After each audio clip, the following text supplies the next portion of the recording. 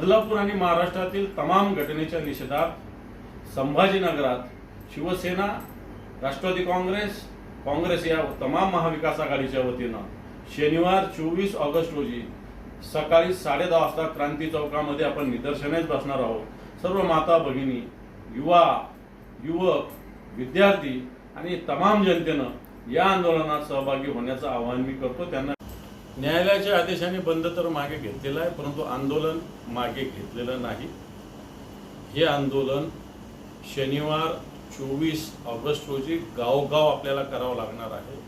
मी मराठवाड्यातील तमाम शिवसैनिकांना आवाहन करेल, काँग्रेस, राष्ट्रवादी काँग्रेसच्या पदाधिकाऱ्यांना आवाहन करेल, हे आंदोलन काळ्या फिती लावून, काळे कपडे घालून या सरकारचा निषेध गावागावातल्या चौकात, तालुक्याच्या ठिकाणी, जिल्ह्याच्या ठिकाणी, प्रत्येक ठिकाणी करावा लागेल।